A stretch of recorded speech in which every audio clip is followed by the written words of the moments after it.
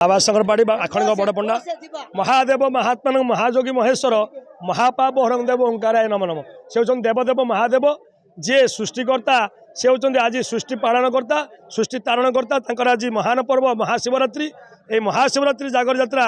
बाबा आखणिकर एक स्वतंत्रता रही जो स्वतंत्रता रही बाबा आखणिकर मंदिर पहड़ भोर 4टार खोलिया पर मंगलारती सरला परे पालिया सेवायतर खेचुड़ी अंडा और ता पूर्वर जो परंपरा अनुसार कनिका राजा जो पहली घर्षण भोग परंपरा अनुसार लगी होता महाप्रभु को दिगंबर वेश सज्जित कर खेचुड़ी नभोग लगे सका 5टा रात 12टा पर्यंत साण मेला दर्शन चली भक्त मैंने धाड़ी दर्शन कर महाप्रभु को पूजार्चना कर जो उजागर रही जागर जाली महादीप दर्शन करेंगे संध्या 6टा ठारू भोर 4टा पर्यंत भक्त मैंने उजागर रे एवं महाप्रभुंर 4 प्रहर महास्नान हम रात 1टार दुर्लभ सुनावेश एवं जो महादीप महत्वदीप महादीप ये महादीप को दर्शन करने जो भक्त आकुलित था व्याकुल होता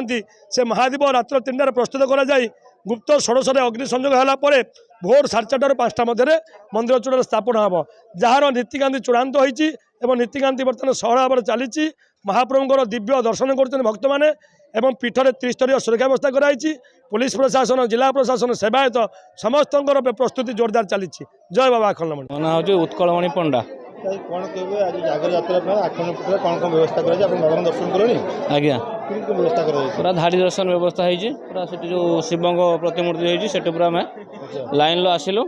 लाइन आसिक आराम से दर्शन कलु बहुत श्रृंखलित भाव दर्शन बर्तमान तो लोक आनुमानिक 30,000 पाखापाखि लोक हे लोक निश्चित लक्षाधिक लोक समागम तो हुए आगुरी आसीचु ना आगुरी आसीचु बाबा पाखे जहाँ तो मानसिक लोक रखुच्च प्राय समस्त पूर्ण होगी देखो आज महाशिवरात्रि अवसर में समस्त श्रद्धालु मानक पुलिस प्रशासन तरफ व्यापक बंदोबस्त कराई आपण मैंने देखिपे लंबा धाड़ी लगी भक्त मैंने पखापाखि आज भोर 3टा राति धाड़ी लगी भोर 4टारू दर्शन चली श्रृंखलित भाव दर्शन चली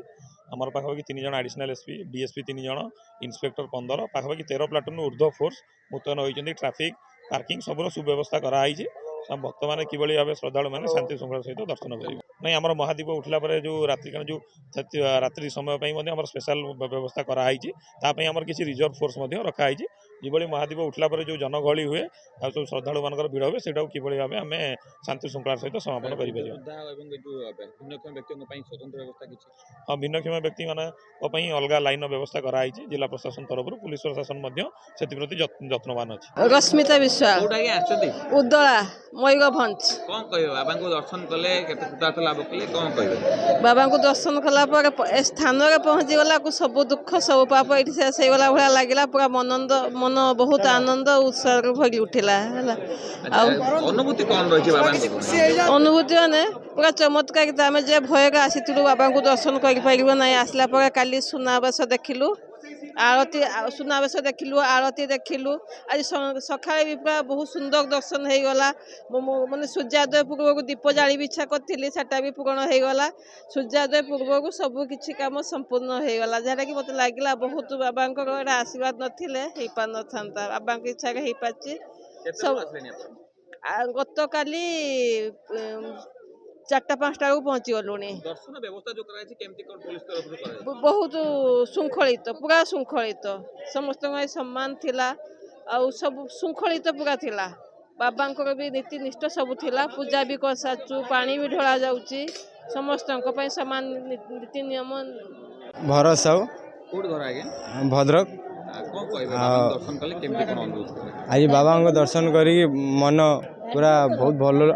समस्त को भक्त मोर गोटे संविधान समस्त भक्त मनोकामना पूर्ण हो बाबा समुद्र आशीर्वाद हो समग्र ओडिशा भी वासी समस्त भल रुहतु बाबा अखंडमणि को एतिकी प्रार्थना करुँची समस्ते आज श्रद्धालु मैंने आसिक दर्शन करी भल भाव दर्शन कर पुलिस प्रशासन पक्षर भी बहुत सुविधा रही बाबांकर भक्त आउ समस्ते आसिक दर्शन कर समस्ते भी रही पंडा मैंने समस्त सहयोग रोचे समस्त आज भक्त भल से दर्शन कर भोग राग रीतिकांति चली आती कौच बाबा समस्त मनोकामना पूर्ण करूँ जय बाबा अखंडमणि आपण जानते सबु वर्ष भली ए वर्ष ए जागर महोत्सव खूब धूमधाम रे आखंडमणि ठारे पालन करा जाउची एवं भक्तंकर भिड़ धीरे धीरे बढ़िबार लागिलानी आमे देखुचु सबु वर्ष ये आखंडलमणि की जी आसी थांती निश्चित तांकर मनस्कामना पूर्ण होता है तेणुक से आशा नहीं भक्त माने छुटी आसी थांती तेणुक आज हूँ जेहेतु महाशिवरात्रि एवं तेणुक समस्ते भक्त माने बहुत आसी ये आखंडलमणि निकट में पहुँची तेणुक मु गोटे कथा वार्ता देवी आखंडलमणि पाखक आसतु बाबा आखंडलमणि नाम यज्ञ धरी आपण माने घर को फेरतु एवं विभिन्न अनुष्ठान एठी जो माने अछंती विभिन्न स्थान रे एवं तांकर मुख्य होची ये पादुक